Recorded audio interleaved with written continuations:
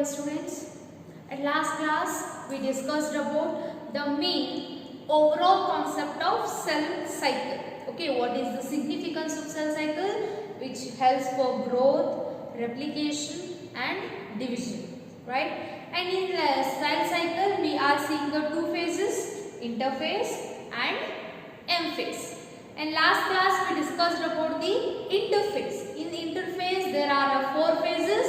G1 phase, where the main cell metabolically prepared. The preparation of cell metabolites will prepare for a cell division, for synthesis like some materials. Okay, and after that the M phase.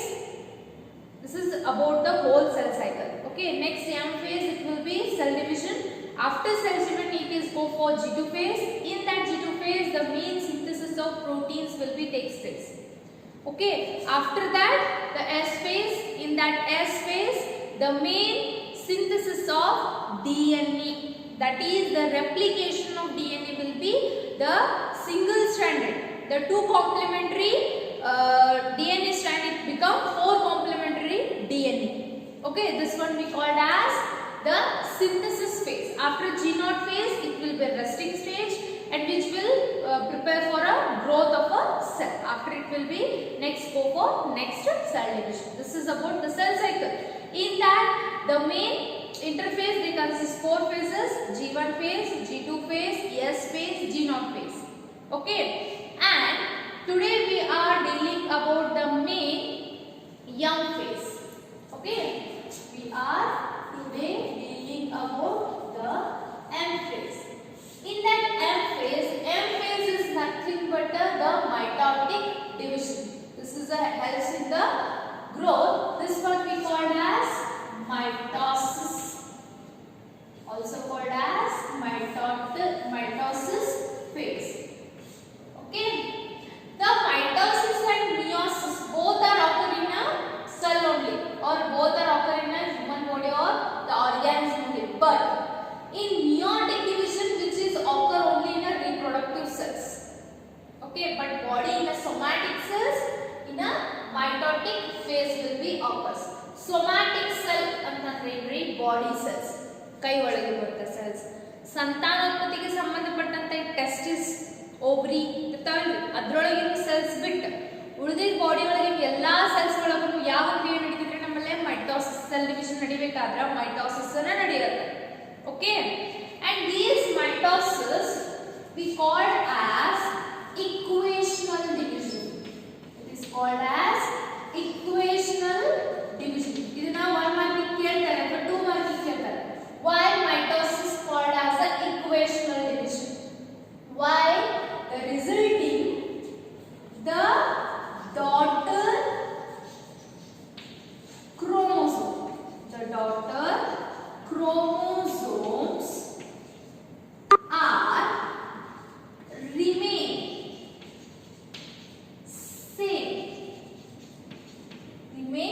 same as in mother cell, as in mother chromosomes.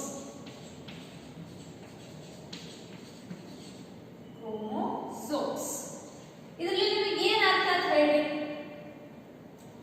The daughter chromosomes are remains same as in the mother cell. ಹಾಗಂದ್ರೆ ಈ for example ಈಗ ಏನೈತಿ bacteria ಇದೆ cell ಐತಿ, ಇದೇನೈತಿ cell A ಅಂದ್ರೆ ಇದೇನಂತ mother cell.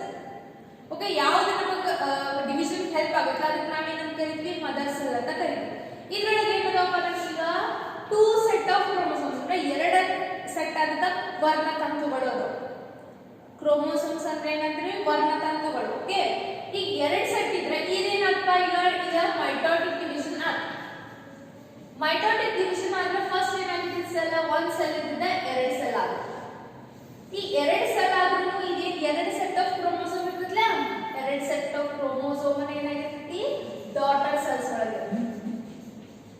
ಇದಕ್ಕೆ ನಾವೇನಂತೀವಿ? Equational division. ಅಂದ್ರೆ ಕ್ರೋಮೋಸೋಮ್ ಏನಾಗಿರ್ತೈತಿ? ಮದರ್ ಸೆಲ್ ಒಳಗೆ 2 ಏನ್ ಇರ್ತಂದ್ರೆ 2n ಅಂತಂದ್ರೆ ಕ್ರೋಮೋಸೋಮ್ಸ್ ಏನಾಗಿರ್ತದೆ? ತಂದೆಯಿಂದ ತಾಯಿಯಿಂದ 2 ಕ್ರೋಮೋಸೋಮ್. ಇದು ತಂದೆಯಿಂದ 1 set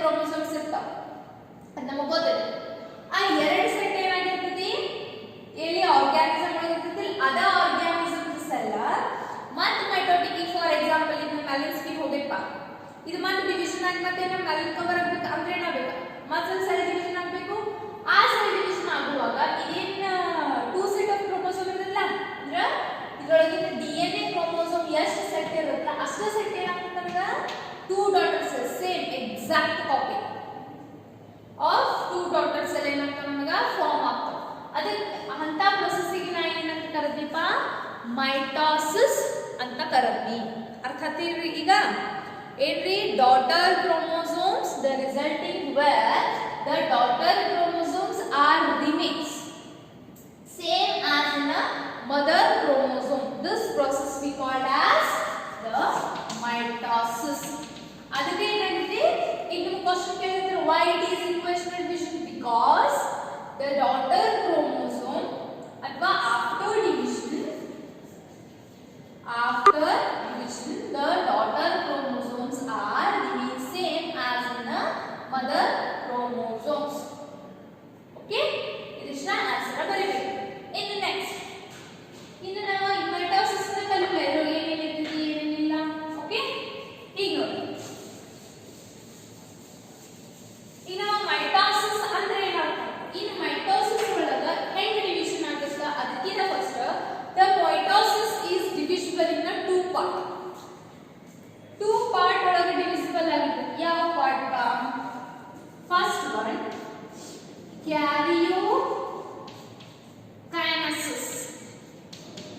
karyokinesis second one cytokinesis ಈ karyokinesis ಅಂದ್ರೆ karyo means every nucleus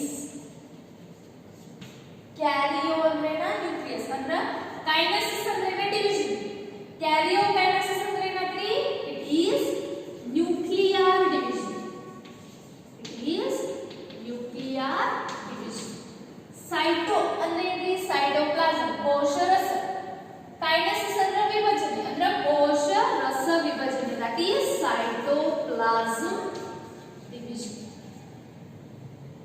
cytoplasm division ಅಂದ್ರೆ what is karyokinesis the division of nucleus okay the nuclear division is called as karyokinesis cytoplasm division called as what cytokinesis ಈಗ ಇದೇನಪ್ಪ ಇದ್ಯಾಕೆ ಇಲ್ಲಿ ಬಂತು ಅಂದ್ರೆ ಒಂದು ಮೈಟೋಸಿಸ್ ಪ್ರೋಸೆಸ್ ನಡಿಬೇಕಾದ್ರೆ ಫಸ್ಟ್ ಏನಾಗುತ್ತೆ ಕ್ಯಾರಿಯೋಕೈನೆಸಿಸ್ ಆಗುತ್ತೆ ಕ್ಯಾರಿಯೋಕೈನೆಸಿಸ್ ಅಂತಂದ್ರೆ ಫಾರ್ ಎಕ್ಸಾಂಪಲ್ ನಾ ಇದೇನು ತಗೊಂಡಿ ಒಂದ ಪ್ಲಾಂಟ್ ಸೆಲ್ ತಗೊಂಡಿ ಅಂತಂದ್ರೆ ಇದು ಸೆಲ್ ವಾಲ್ ಓಕೆ ಇದರೊಳಗೆ ಏನಿರುತ್ತೆ ನ್ಯೂಕ್ಲಿಯಸ್ ಇದೆ ಓಕೆ ಫಸ್ಟ್ ಏನ್ ಡಿವಿಷನ್ ಆಗುತ್ತೆ ಈ ನ್ಯೂಕ್ಲಿಯಸ್ ಒಳಗಿರುವಂತ ಕ್ರೋಮೋಸೋಮ್ಸ್ ಗಳು ಎರಡು ಡಿವೈಡ್ ಆಗಿ ನನಗೆ ಟೂ ಸೆಲ್ಸ್ ಗಳು ಏನಾದ್ರು ಫಾರ್ಮ್ ಅದು ಓಕೆ ಇದೇನಾಗ್ತದೆ ಫಸ್ಟ್ ಈ ಸೆಲ್ ಇಂದ ಏನಪ್ಪ ಕ್ರೋಮೋಸೋಮ್ಸ್ ಎಲ್ಲ ಡಿವಿಷನ್ ಆಗಿ ಏನಾದ್ರು ಇದ್ರೊಳಗೆ ನಮಗೆ ಏನಪ್ಪ ಇಲ್ಲಿ ಎರಡು ಸೆಲ್ ಫಾರ್ಮ್ ಆಗುತ್ತೆ ಇಲ್ಲಿ ಏನಾಗ್ತದೆ ಗೊತ್ತಾ ಪ್ಲೇಟ್ ಫಾರ್ಮೇಶನ್ ಅಂತ ಆಗುತ್ತೆ ಪ್ಲೇಟ್ ಫಾರ್ಮೇಶನ್ ಆಗಿ ಇದರೊಳಗೆ ಏನಾಗುತ್ತೆ ಸೈಟೋಪ್ಲಾಸಂ ಎರಡೂ ಸೆಲ್ಸ್ ಏನಾಗುತ್ತೆ ಸೇಮ್ ಇರ್ತದೆ ಆಫ್ಟರ್ ದಟ್ ಏನಾಗುತ್ತೆ ಈ ನ್ಯೂಕ್ಲಿಯರ್ ಡಿವಿಷನ್ ಆದ ನಂತರ ಈ ಸೆಲ್ ಏನಾಗುತ್ತೆ ಇಲ್ಲಿ ಸೆಲ್ ಪ್ಲೇಟ್ ಫಾರ್ಮೇಶನ್ ಆಗಿ ಈ ಸೆಲ್ ಎರಡು ಏನಾಗುತ್ತೆ ಸಪರೇಟ್ ಆಗುತ್ತೆ ನ್ಯೂಕ್ಲಿಯರ್ ಡಿವಿಷನ್ ಆಲ್ರೆಡಿ ಆಗಿದೆ ನಮಗೆ ಒಂದು ಸೆಲ್ ಇರ್ತದೆ ಒಂದು ನ್ಯೂಕ್ಲಿಯಸ್ ಇರ್ತದೆ ನ್ಯೂಕ್ಲಿಯರ್ ಡಿವಿಷನ್ ಇದೆ ನ್ಯೂಕ್ಲಿಯರ್ ಅದು ಇನ್ನ ಈ ಒಂದು ಸೈಟೋಪ್ಲಾಸಂ ಇದೆ ಕಾಮನ್ ಈ ಒಂದು ಸೈಟೋಪ್ಲಾಸಂ ಇದೆ ಏನಂತಂದ್ರೆ ಡಿವೈಡ್ ದಟ್ ಈಸ್ ಸೈಟೋಕೈನೆಸಿಸ್ ಇದು ಆದ್ಮೇಲೆ ನಮಗೆ ಏನಾಗ್ತದೆ separate two cells we form understood this one we called as nuclear division this one we called as cytokinesis understood in main mitotic divisions ಒಳಗ ಎಷ್ಟು ಫೇಸ್ ಇದಾವಪ್ಪ ಅಂತಂದ್ರ ನಮಗೆ ಗೊತ್ತಿದೆ 4 ಫೇಸಸ್ ಇದಾವ ಇದು ಅಂಡರ್ಸ್ಟುಡ್ ಆಗಿಲ್ಲ mainly they consist the 4 phase ಇದೆ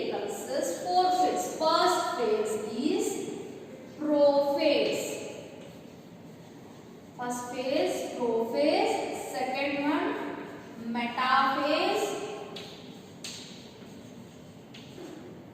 third one anaphase, fourth one telophase. In telophase only the main cytokinesis will take place. ಈ ಮೂರೊಳಗೆ ಏನಾಗುತ್ತಪ್ಪ ನಮ್ಗೆ ನ್ಯೂಕ್ಲಿಯರ್ ರೀಜನ್ ಆಗುತ್ತೆ. ಓಕೆ, ಈಗ ಒಂದೊಂದಾಗಿ ನೋಡ್ಕೊಂತ ಬರೋದು. ಈಗ ನಿಮಗೆ ಡಿಫರೆನ್ಸ್ ಹೇಳ್ತೀನಿ ಕೇಳಿ. ಈಗ ನಾವು ಕಾಮನ್ ಒಂದಾಗ ಯಾವ್ದಾರ ಪ್ಲಾಂಟ್ ಇದ್ದ ಅಥವಾ ಪ್ಲಾಂಟ್ ತಗೊಂಡು ಅನಿಮಲ್ ಸೆಲ್ ಡಿವಿಷನ್ ತಗೊಂಡ್ರೆ ಡಿಫರೆನ್ಸ್ ಏನಿರುತ್ತೆ ಅಂತಂದ್ರೆ ಪ್ಲಾಂಟ್ ಸೆಲ್ಸ್ ನಾವು ಹಿಂಗೆ ಇಂಡಿಕೇಟ್ ಮಾಡ್ತೀವಿ. ಅಂಡ್ ಹಿಯರ್ ಇಲ್ಲಿ ಯಾವುದೇ ಸೆಂಟ್ರಿಯೋಲ್ಸ್ ಪ್ರೆಸೆಂಟ್ ಇರಲ್ಲ. ಪ್ಲಾಂಟ್ ಸೆಲ್ ಅಬ್ಸೆನ್ಸ್, ಸೆಂಟ್ರಿಯೋಲ್ಸ್ ನೆನಪಿಟ್ಟಿರಿ. ಸೆಂಟ್ರಿಯೋಲ್ಸ್ ಇರಲ್ಲ, ಅಬ್ಸೆಂಟ್ ಇರುತ್ತೆ. ಅದಕ್ಕೆ ಇಲ್ಲಿ ಏನಾಗುದಿಲ್ಲ, ಹಿಂಗ ಸ್ಟಾರ್ ಜೊತೆ ಆಸ್ಟರ್ಸ್ ಫಾರ್ಮ್ ಆಗೋದಿಲ್ಲ. But in animal cells they have centrioles. ಇಲ್ಲಿ ಸ್ಪಿಂಡಲ್ ಫೈಬರ್ಸ್ ಫಾರ್ಮ್ ಆಗ್ತಾವ, but not by the centrioles. It will be the modification of nucleus. Here centrioles present and due to these centrioles which are helps for in a formation of spindle fibers. Understood? In a common na one cell ತಗೋತಾರೆ.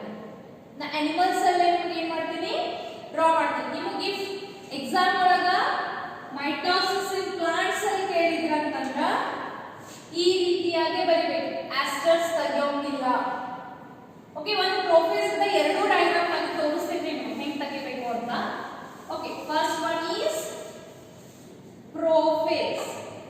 ಈಗ ನೋಡಿ, first one in prophase, this one is V called as plant cell and this one we called as animal cell. Okay, this one is P, this one is A. Here both ಎರಡಕ್ಕೂ ಏನಾಗವಿ nucleus ಇರುತ್ತಾ, but animal sell the large nucleus ಇರಲ್ಲ, which is in a corner. both ದೊಡ್ಡ bacterias ಇರ್ತಾವ, but nuclear division correct ಆಗಿ ಗೊತ್ತಾಗಲಿ ಅಂತ ಏನು ಮಾಡ್ಯಾರ ನಾವು ಹಿಂಗೆ ತೆಗ್ದೇವಿ. ಓಕೆ, ಹಿಂಗಿರುತ್ತಾ ಅಂತ. Next here also we consist the nucleus. Okay, here we have a chromosomes.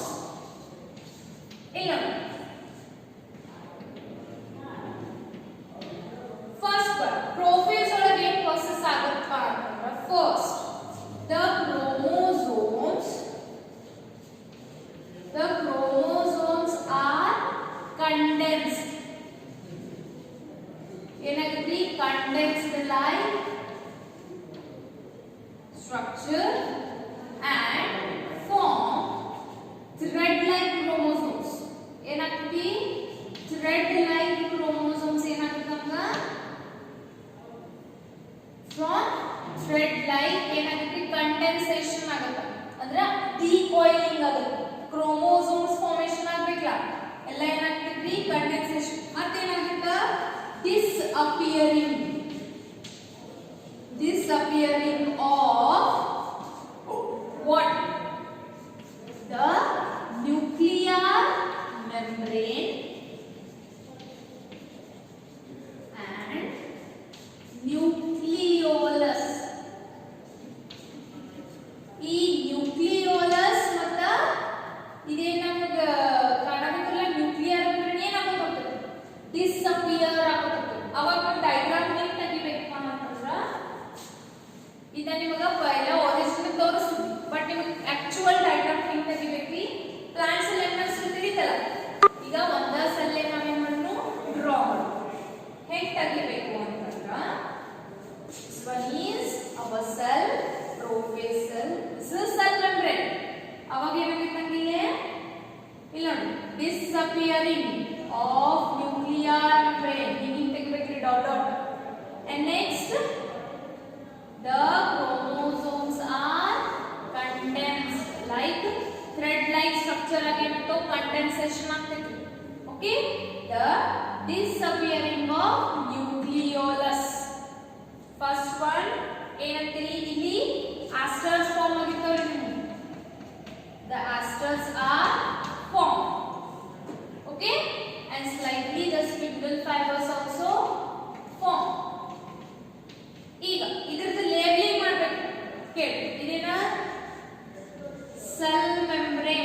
Because ಇದ್ರಿ ಅನಿಮಲ್ ಸೆಲ್. ಪ್ಲಾಂಟ್ಸ್ ಅಲ್ಲಿ ಇದ್ರೆ ಸೆಲ್ ವಾಲ್ ಅಂತ ಮಾಡ್ತೀವಿ. ನೆಕ್ಸ್ಟ್ ಇವೇನ್ರಿ spindle fibres. Spindle fibres labelling important ರೀ.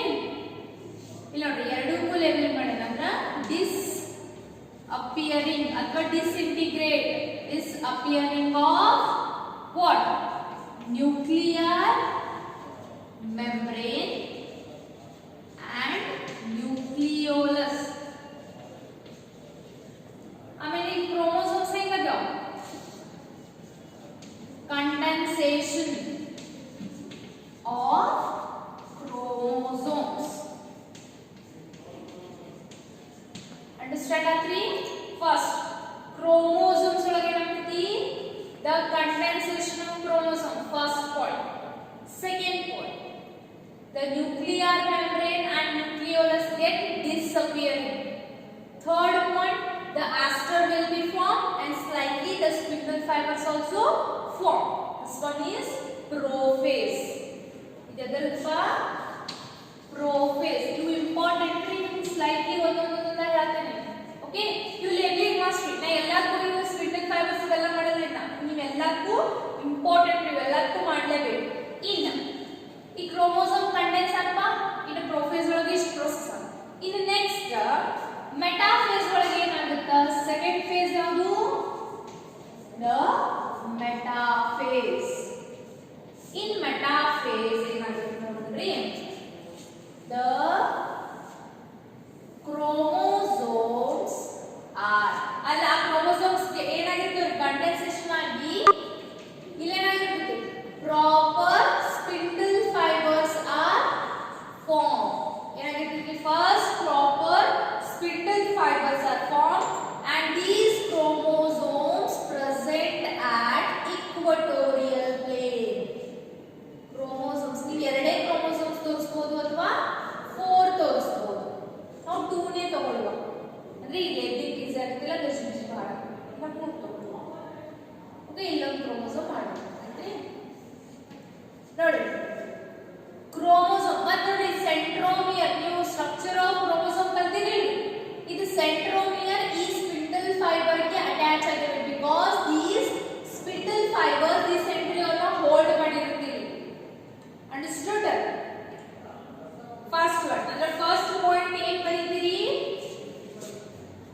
chromosomes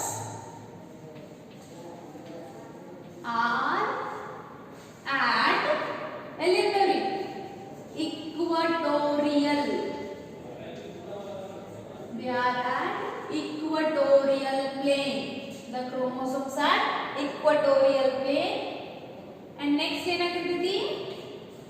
The centromeres are held by spindle fibers. Spindle fibers. Understood? These are the main points. ಆಮೇಲೆ ನೀವು ಇನ್ನೂ ಒಂದು ಪಾಯಿಂಟ್ಸ್ ಬರಬಹುದು. Proper spindle fibers are developed. Asters will be at opposite poles. ಹಿಂಗೆ ಬರೀಬಹುದು. Okay? But here ಈ ಎರಡು points most important. Understood? In next ಯಾವ phase ಬರುತ್ತಪ್ಪ? The third phase is anaphase. ಅರ್ಥ ಆಗತ್ತಲ್ಲ? ಇದ ಕಂಡೆನ್ಸೇಷನ್ ಆಫ್ ಕ್ರೋಮೋಸೋಮ್ಸ್ ಇವೆಲ್ಲ ಡಿಸಪಿಯರ್ ಆಗ್ತವೆ ನೆಕ್ಸ್ಟ್ ಲೇಟ್ ಪ್ರೊಫೇಸ್ ಒಳಗೆ. ಆಮೇಲೆ ಅರ್ಲಿ ಮೆಟಾಫೇಸ್ ಒಳಗೆ ಏನಾಗಿರ್ತೈತಿ? ಇವಾಗ ಕ್ರೋಮೋಸೋಮ್ಸ್ ಫಾರ್ಮ್ ಆಗಿ ಈ ರೀತಿ ಲಾಸ್ಟ್ ಏನಾಗಿರುತ್ತೆ ನಮಗೆ ಫಾರ್ಮ್ ಆಗಿ ಸಿಗ್ತಾವೆ. ಓಕೆ, ಇನ್ ನೆಕ್ಸ್ಟ್ ಅನಾಫೇಸ್ ಒಳಗೆ ಹೇಗಾಗತ್ತಪ್ಪ? ಇದರ ಸ್ಟ್ರಕ್ಚರ್, ಇದರ ಸೇಮ್ ಸ್ಟ್ರಕ್ಚರ್ ಏನಾಗ್ತದೆ ಈಗ? ಇದ್ರದ್ದು ಏನು ಬರೀತೀರಿ? Main the chromosomes at equatorial plane. ಇದು ಫಸ್ಟ್ ಮಾಡಬೇಕು. ಆಮೇಲೆ ನೆಕ್ಸ್ಟ್ ಇವ ಆಸ್ಟರ್ ಸ್ಪಿಂಡಲ್ ಫೈಬರ್ ಸೇಮ್ ಆ ಕಡೆ ಹೆಂಗೆ ಗುರ್ತ ಮಾಡಿರಲ್ಲ ಹಂಗ ಸ್ಪಿಂಡಲ್ ಫೈಬರ್ಸ್ ಇದ ಸೆಲ್ ಮೆಂಬ್ರೇನ್ ಎಷ್ಟು ಸಾಧ್ಯತೆ ಅಷ್ಟು ಲೇಬಲಿಂಗ್ ಮಾಡೋದು. ಓಕೆ, ಇನ್ ಎಕ್ಸಾಂಪಲ್ ನೆಕ್ಸ್ಟ್ ನೋಡಿ ಇದೇನಂತ ನೆಕ್ಸ್ಟ್ ಇನ್ನ ಅನಾಫೇಸ್. ಇನ್ ಅನಾಫೇಸ್ ಒಳಗೆ ಏನಾಗುತ್ತಪ್ಪ ಅಂತಂದ್ರ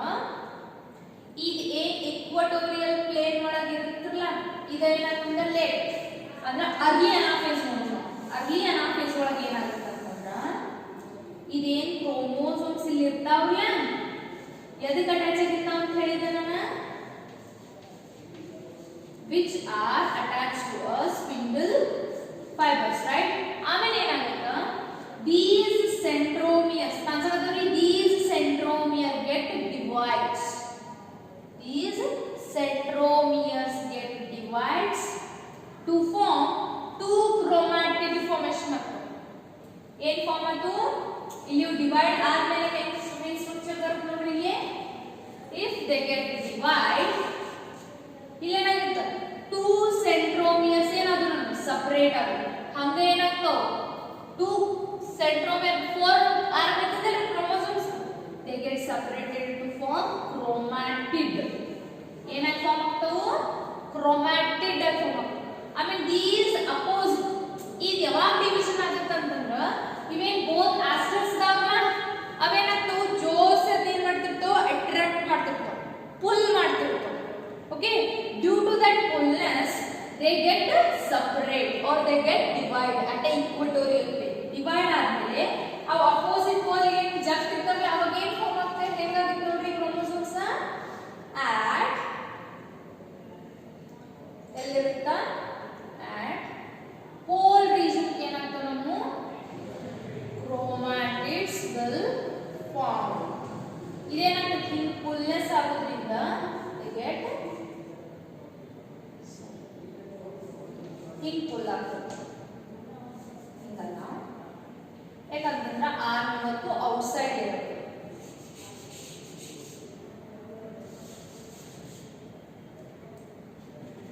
ಇಲ್ಲಿ ನೋಡಿ, ಇದು ಆರ್ಮ್, ಇದೇನಾಗಿರ್ತದೆ, ಹಿಂಗ ಸೆಂಟ್ರೋಮಿಯರ್ ಇಂದ ಫುಲ್ ಆಗಿ they get separated, they get separated. ನೋಡಿ, ಮತ್ತೆ ಅದು ಏನ್ರಿ, they are attached to the spindles only. ಮತ್ತೆ ಸೆಂಟ್ರೋಮಿಯರ್ ಎದಕ್ಕೆ ಇರ್ತದೆ, they are gated by the spindle fibers. ಇದಕ್ಕೆ ಏನಂತಾರು, the chromatids ಅಂತ. ನಾಲ್ಕು ಕ್ರೋಮೋಸೋಮ್ಸ್, ಟೂ ಆರ್ಮ್ಸ್ ಇದ್ರ ಕ್ರೋಮ್ಯಾಟಿಡ್ ಅಂತ ಅಥವಾ ಸಿಸ್ಟರ್ ಕ್ರೋಮ್ಯಾಟಿಡ್ ಅಂತ. Okay, the chromatids at opposite pole. ಇಲ್ಲಿ ಕ್ಯಾರೆಕ್ಟರ್ ಬರೀನ್ರಿ, ನೋಡಿ ಏನ್ ಬರೀತೀರಿ ಕ್ಯಾರೆಕ್ಟರ್, the here ಇಲ್ಲೇನಿದು chromosomes at equatorial plane, but here the chromosomes get split and chromatids at opposite pole. Okay, the chromosomes get split or divides and the chromatids at opposite pole. Okay, ಇದೇನಂತಂದ anaphase. ಇಷ್ಟ ಆಗ್ತದ್ರಿ, ಇನ್ನೊಂದ್ಸಲ repeat ಮಾಡ್ತೀನಿ ನೋಡ್ರಿ. This is most important. ಈಗ ತಿಳಿದಂತಂದ್ರೆ ನಿಮಗೆ meiotic division ತಿಳಿಯುತ್ತೆ. ಓಕೆ, ಇಲ್ಲಿ ನೋಡಿ, ಫಸ್ಟ್ ಒನ್ ಪ್ರೊಫೇಸ್ ಒಳಗೆ ಏನಾಯ್ತು, condensation. After condensation the chromosome will thread like structure after they form chromosomes.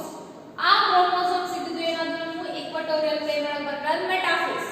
ಇವಕ್ಕೆಲ್ಲ ಒಂದು ಇಂಡಿಕೇಶನ್ ಇದೆ, ಕಂಡೆನ್ಸೇಷನ್ ಡಿಸಪಿಯರಿಂಗ್ ಇತ್ತಂದ್ರೆ ಪ್ರೊಫೇಸ್, ಕ್ರೋಮೋಸೋಮ್ ಇಕ್ವಟೋರಿಯಲ್ ಸೆಂಟರ್ ಒಳಗಿತ್ತು ಅಂತಂದ್ರೆ ಮೆಟಾಫೇಸ್, ಕ್ರೋಮೋಸೋಮ್ಸ್ ಎಲ್ಲ ಸ್ಪ್ಲಿಟ್ ಅಪ್ ಆಗಿ ಇಲ್ಲಿ ಅಪೋಸಿಟ್ ಪೋಲಿಗೆ ಹೊಂಟಿದ್ದು ಅಂತಂದ್ರೆ ದಟ್ ಇಸ್ ಅನಾಫೇಸ್.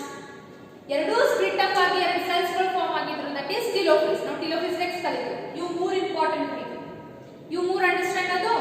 ಇನ್ನ ಟಿಲೋಫೇಸ್ ಗೆ ಹೋಗುವ. ನೆಕ್ಸ್ಟ್ ಫೇಸ್ ಈಸ್ ನೋಡಿ, ಟಿಲೋಫೇಸ್ ಗೆ ಏನಂತಾರೆ, ಅಪೋಸಿಟ್ ಆಫ್ ಪ್ರೊಫೇಸ್ ಅಂತಾನೂ ಕರೀತಾರೆ. It one also called as opposite of prophase. Opposite of prophase ಅಂತಂದ್ರೆ ಏನಿರ್ಬೋದು ಅಂದ್ರೆ, ಪ್ರೊಫೇಸ್ ಒಳಗೆ ಏನಾಗಿತ್ತು ನಮ್ಗೆ disappearing of nuclear membrane and nucleolus. ಇಲ್ಲಿ reappearing of membrane, nuclear membrane ಏನಾಗುತ್ತೆ ರೀಅಪಿಯರ್ ಆಗಿ. ಈಗ ನೋಡಿ, ಅದು ಅನಾಫೇಸ್ ಇಲ್ಲ, ಅದು ಅನಾಫೇಸ್ ಇದ್ದಿದ್ದನ್ನ ಇದು ಲೇಟ್ ಅನಾಫೇಸ್ ತೋರಿಸ್ತೀನಿ ನೋಡಿ. ಆಮೇಲೆ ಏನಾಗ್ತದೆ, ಇಲ್ಲಿ ಹಿಂಗೆ ಫರೋ ಫಾರ್ಮೇಷನ್ ಆಗ್ತದೆ. It will be get furrowed or they will form convolvulus. ಇದೇನಾಗ್ತಿ ಕಾಂಟ್ರಾಕ್ಟ್ ಆಗಿ ಒಳಗೆ ಫೋಲ್ಡ್ ಆಗಿ they will form a narrow. Okay, ಆಮೇಲೆ ಏನಾಗ್ತೈತಿ ಅವೇ 2 ಕ್ರೋಮೋಸೋಮ್ಸ್ ಇದ್ವಲ್ಲ ದೇ ಗೆಟ್ ಏನಾಗ್ತವು ಈ ಕಡೆ ಸೈಡ್ ಬಂದು ದೇ ವಿಲ್ ಫಾರ್ಮ್ ಕ್ರೋಮೋಸೋಮ್ಸ್. ಅವಾಗ ಏನಾಗ್ತವ ಕ್ರೋಮೋಸೋಮ್ಸ್ ಆಗಿ ಫಾರ್ಮ್. ಆಮೇಲೆ ನೆಕ್ಸ್ಟ್ ಇದಾದ್ಮೇಲೆ ಏನಾಗ್ತವಪ್ಪ ಹಿಂಗ 2 ಸೆಲ್ಸ್ ಆಗಿ ಏನಾಗ್ತವು ಫಾರ್ಮ್ ಆಗಿ ಇದ ನ್ಯೂಕ್ಲಿಯರ್ ಮೆಂಬ್ರೇನ್. ನೆಕ್ಸ್ಟ್ ಇಲ್ಲಿ ಒಳ ಕ್ರೋಮೋಸೋಮ್ಸ್ ಹಿಯರ್ ನ್ಯೂಕ್ಲಿಯೋಲಸ್ ಏನಾಗ್ತದೆ ನಮ್ಗೆ form. This what we called as one cell ಇದಕ್ಕೆ ಏನಾಗ್ತದೆ 2 ಡಾಟರ್ ಸೆಲ್ಸ್ ಗಳು ಫಾರ್ಮ್ ಆದವು. ಈ 2 ಡಾಟರ್ ಸೆಲ್ಸ್ ಗಳು ಡಿವೈಡ್ ಆದ ನಮ್ಗೆ 4 ಡಾಟರ್ ಸೆಲ್ಸ್ ಗಳು ಏನಾಗ್ತಾವ ಫಾರ್ಮ್ ಆಗ್ತಾವ. ಒಂದು ಸೆಲ್ ಇಂದ ನಮ್ಗೆ 2 ಡಾಟರ್ ಸೆಲ್ಸ್ ಗಳು ಫಾರ್ಮ್ ಆಗ್ತಾವ. ನೆನಪಿಟ್ಕೊಳ್ಳಿ. ಅಂದ್ರೆ ಟೀಲೋಫೇಸ್ ಒಳಗೆ ಏನು ಬರೀತಿ 4th phase is ಟೀಲೋಫೇಸ್. ಏನು ಬರೀತೀರಿ the cytokinesis will take place. The cytokinesis takes place. ಹೇಳಿದ್ರಲ್ಲ ಹಿಂಗಾದ್ರೆ ಏನಾಗ್ತದೆ ಸೈಟೋಕೈನೆಸಿಸ್ 2 ಸೈಟೋಪ್ಲಾಸಮ್ ಸೆಪರೇಟ್ ಅದು cytokinesis takes place. Next ಏನಾಗುತ್ತೆ the 2 daughter cells are formed.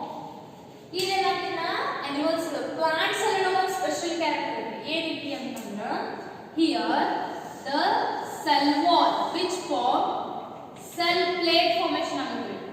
ಈ ಹೆಂಗ್ ಸೇಮ್ ಇಲ್ಲಿ ಅನಾಫೇಸ್ ಒಳಗೆ ಆಗುತ್ತೆ ಅದ ಸೇಮ್ ಇಲ್ಲಿ ಏನಪ್ಪ ಕ್ರೋಮೋಸೋಮ್ಸ್ ಇರ್ತಾವಲ್ಲ ಈ ಕ್ರೋಮೋಸೋಮ್ಸ್ ಏನಾಗುತ್ತೆ ನಮ್ಗೆ 2 ಫಾರ್ಮೇಷನ್ ಆಗಿ ಇಲ್ಲಿ ಸೆಲ್ ಪ್ಲೇಟ್ ಫಾರ್ಮೇಷನ್ ಆಗುತ್ತೆ. and due to that cell plate formation ಆಗಿ they get separated. okay, cell plate formation agutta. Here there is no cell plate formation. Thus either cell membrane get furrow. Anga furrow agod banadra enagtidi it will be detached. The 2 cells will be formed like this. Okay, here cell plate is formed, here cell plate is not formed because cell wall inda cell plate form agutte. Illi cell wall enagirutte animals ಒಳಗೆ absent ಇರುತ್ತೆ. ಅದಕ್ಕೆ they get cell wall. ಇನ್ನು next ಏನಾಗುತ್ತೆ ನಾವು cell cycle ನೋಡಿದ್ವಿ. Cell cycle ಇವಿಷ್ಟು ನೆನಪಿಟ್ಕೊ. ಇನ್ನು next ಏನಾಗುತ್ತೆ ನೋಡ್ರಿ, ಈಗ ನಮ್ದು ಎಂ ಫೇಸ್ ಆಗಿತ್ತು. ಇದು ಎಂ ಫೇಸ್ ಆಗಲಿಗೆ ಎದಕ್ಕೆ ಎಂಟರ್ ಆಗಬೇಕು ಇಂಟರ್ ಫೇಸ್ ಗೆ ಎಂಟರ್ ಆಗಲ್ಲ. ಇಲ್ಲಿ ಎಂ ಫೇಸ್ ಇದ್ದಿಲ್ಲ ನಮ್ದು. ಈಗ ಎಂ ಫೇಸ್ ಆದ್ಮೇಲೆ ಏನಾಗಬೇಕು ಇಲ್ಲಿ G2 ಫೇಸ್ ಗೆ ಏನಾಗ್ತದೆ ಎಂಟರ್ ಆಗುತ್ತೆ. G2 ಫೇಸ್ ಗೆ ಎಂಟರ್ ಆದ್ಮೇಲೆ ಏನಾಗುತ್ತೆ ನಮ್ದು ಪ್ರೋಟೀನ್ಸ್ ಅಂಡ್ ಸಮ್ ಮೈಕ್ರೋಮಾಲಿಕ್ಯೂಲ್ಸ್ ಏನಾದ್ರು ಫಾರ್ಮ್ ಆದವು. ಆಮೇಲೆ ಇದೇನಾಗ್ತದೆ ಎಸ್ ಫೇಸ್ ಗೆ ಹೋಗಿ ಇಲ್ಲಿ ನೋಡಿ ಇದೇನಾಗಿರ್ತದೆ ಓನ್ಲಿ 1 ಕ್ರೋಮ್ಯಾಟಿಡ್ ಸೆಟ್. ಒಂದೇ DNA ಸ್ಟ್ರಾಂಡ್ ಆಗಿರ್ತದೆ, ಇನ್ನೊಂದು DNA ಸ್ಟ್ರಾಂಡ್ ಫಾರ್ಮ್ ಎಲ್ಲ ಆಗುತ್ತೆ ಇಲ್ಲಿ. But they have 2n 2 number ಇರ್ತಾವೆ 2 ಸೆಟ್ ಆಫ್ ಕ್ರೋಮೋಸೋಮ್. ಬಟ್ ಅದ್ರ ಕಾಂಪ್ಲಿಮೆಂಟರಿ DNA ಏನಾಗುತ್ತೆ ಇಲ್ಲಿ ಹೋಗಿ ಫಾರ್ಮ್ ಆಗುತ್ತೆ. ಓಕೆ, ಇಲ್ಲಿ ಏನಾಗುತ್ತೆ ಅಂತ DNA ಸ್ಟ್ರಾಂಡ್ ಏನಾದ್ರು ಫಾರ್ಮ್ ಆಗುತ್ತೆ. ಆಮೇಲೆ G0 ಹೋಗಿ ರೆಸ್ಟ್ ತಗೊಂಡು ಆಮೇಲೆ G1 ಏನಾಗ್ತದೆ ಮತ್ತೆ ಮೆಟಬಾಲಿಕಲಿ ಆಕ್ಟಿವ್ ಆಗಿ next M phase the cycle will be repeats. Understood? This is all about the mitosis. Okay, ಇನ್ನ what are the significance of mitosis? ಇದು ಬಹಳ ಸಲ ಕೇಳ್ತಾರೆ. What are the significance of the mitosis? What are the significance? ನೋಡಿ, first one, the significance. The significance ಒಳಗ first one is helps for growth. ಹೌದಾ? ಈಗ ನಮ್ಮ ಬಾಡಿ ಇಷ್ಟು ಬೆಳಿಬೇಕಂತಂದ್ರೆ ಒಂದ್ ಸಲ 2 4 ಇಷ್ಟು ಆಗೋಣ ಇಷ್ಟು ದೊಡ್ಡ ಬಾಡಿ ಆಗಿರ್ತೀವ್ರಿ ಅಥವಾ ನಿಮ್ದು right like that growth help ಆಗುತ್ತಾ ಮತ್ತೆ ಇದಕ್ಕೆ ಹೆಲ್ಪ್ ಆಗುತ್ತೆ ರೀಜನರೇಷನ್ ಹೆಲ್ಪ್ ಆಗುತ್ತೆ. ರೀಜನರೇಷನ್ ಅಂತಂದ್ರೆ ಫಾರ್ ಅನ್ ಎಕ್ಸಾಂಪಲ್ ಕೊಡ್ತೇನೆ. ಏನ ಈಗ ಒಂದು ಹಲ್ಲು ಇರ್ತದೆ, ಹಲ್ಲಿಗೆ ಹೊಂಟಿರ್ತದೆ ಅನ್ಕೋರಿ, ಅದ್ರ ಬಾಲ ಹಿಡಿದ ಕೂಡಲೇ ಬಾಲ ಏನಾಗುತ್ತೆ ನಮ್ಗೆ ಡಿಟ್ಯಾಚ್ ಆಗತ್ತ ಬಿಚ್ಚುತ್ತಾ. ಆಮೇಲೆ ಒಂದು ವಾರ ಬಿಟ್ಟು ನೋಡಿ ಹಲ್ಲಿ ಬಾಲ್ ಬಂದಿರ್ತೈತಿ ಹೆಂಗ್ ಬಂದಿರ್ತೈತಿ by activity of the mitosis. I mean next which will help in the repairing the damaged cell ಅಥವಾ damaged area. ಈಗ ನೋಡಿ ಇಲ್ಲಿ ನಾವು ಬಿದ್ದ ಇದ್ರ ಮೇಲೆ ತಗೊಂಡು ಹೋಗಿರ್ತಂದ್ರೆ ಇನ್ನೊಂದು ವಾರ ಒಂದ್ 2 ವಾರ ಬಿಟ್ಟು ಏನಾಗುತ್ತೆ ಈ ಹೇಗಿರುತ್ತೆ ಅದೇ ತರ ಕಲರ್ ನಮಗೆ ಬರುತ್ತಿಲ್ರಿ ಅದೇ ರೀತಿಯಾದ ಸ್ಕಿನ್ ಫಾರ್ಮೇಶನ್ ಆಗುತ್ತಾ ಆ ಫಾರ್ಮೇಶನ್ ಯಾವ ಡಿವಿಷನ್ ಇಂದ ಆಗುತ್ತೆ ದ ಮೈಟೋಟಿಕ್ ಡಿವಿಷನ್ ಇಂದನೇ ಆಗುತ್ತೆ ಆಮೇಲೆ ಇಲ್ಲಿ ನೋಡ್ರಿ ಇನ್ನು ಪ್ರೊಕ್ಯಾರಿಯೋಟಿಕ್ ಸೆಲ್ಸ್ ಒಳಗೆ ನ್ಯೂಕ್ಲಿಯರ್ ಮೆಂಬ್ರೇನ್ ಇರುವುದಿಲ್ಲ ನ್ಯೂಕ್ಲಿಯರ್ ಡಿವಿಷನ್ ಆಗುವುದಿಲ್ಲ ಅವಾಗ ಏನಾಗುತ್ತೆ the division of in unicellular the replication but the reproduction is takes place by asexual cells. ಈಗ ನಾವು binary fusion ಅಂತ ನೋಡಿರಲ್ಲ ಒಂದು ಸೆಲ್ ಇರುತ್ತೆ ಏನಾಗ್ತದೆ ನಮಗೆ ಎರಡು ಸೆಲ್ ಆಗಿ ಫಾರ್ಮ್ ಆಗ್ತಾವೆ ಇದೇನು ಮೈಟೋಸಿಸ್ ಇಲ್ಲ ಓಕೆ ನೆಕ್ಸ್ಟ್ ಅರ್ಥ ಐತ್ರಿ ಈಗ these are the main important significance and ಮತ್ತೆ ಅದಕ್ಕೆ ಹೆಲ್ಪ್ ಆಗುತ್ತಾ maintenance the surface volume ratio the surface volume ratio ಅನ್ನು ಮೇಂಟೈನ್ ಮಾಡಲು ಹೆಲ್ಪ್ ಆಗುತ್ತಾ the surface area value which is maintained by mitosis. Okay, these are the significance of the mitosis. Okay, ಇದ್ರಾಗ ಏನು doubt ಇಲ್ರಿ if you have any doubts please ask me. Okay, ನೋಡ್ರಿ most important for your next ನೀವು PUC ಗೆ ಹೋದ್ರೆ ಇದು ನಿಮಗೆ important ರೀ ಹೆಂಗ್ ಸೆಲ್ ಡಿವಿಷನ್ ಆತು ವಾಟ್ ಈಸ್ ಮೆಟಾಫೇಸ್ ಇದು ಬೇಸಿಕ್ ಈ ಬೇಸಿಕ್ ನಿಮ್ಮ ಫೌಂಡೇಶನ್ ಚಲೋ ಇತ್ತಂದ್ರೆ ನೀವು ನೀಟ್ ಈಗ ಫಾರ್ ಎಕ್ಸಾಂಪಲ್ ಡಾಕ್ಟರಿಗೆ ಅದು ಹೋಗೋರು ಇದ್ರಂದ್ರೆ ಮೆಟಾಫೇಸ್ ಅನಾಫೇಸ್ ಪ್ರೊಫೇಸ್ ಇವಾಗ ಗೊತ್ತಿರಲಿಲ್ಲ ಅಂತಂದ್ರೆ ಅಲ್ಲಿ ಏನು ಮಾಡೋದು so this are the main basic things ಅದಕ್ಕೆ ಚೆನ್ನಾಗಿ ಕಲಿಯೋದು ಓಕೆ ಆಮೇಲೆ ನೆಕ್ಸ್ಟ್ ರೀಪ್ರೊಡಕ್ಷನ್ ಇವೆಲ್ಲ ಹೆಲ್ಪ್ ಆಗ್ತದೆ ನೆಕ್ಸ್ಟ್ ಚಾಪ್ಟರ್ ಇರ್ತದಲ್ಲ ಸೆಕೆಂಡ್ ಇಯರ್ ಅವಾಗ ಇದು ಅಂಡರ್ಸ್ಟ್ಯಾಂಡ್ ಆಗೈತೆ ಅನ್ಕೊಂತೀನಿ ಇನ್ನು ನೆಕ್ಸ್ಟ್ ನಾಳೆ ಏನು ಮಾಡೋದು ಮಿಯೋಟಿಕ್ ಡಿವಿಷನ್ ನ ಸ್ಟಡಿ ಮಾಡೋದು okay if you have any doubts please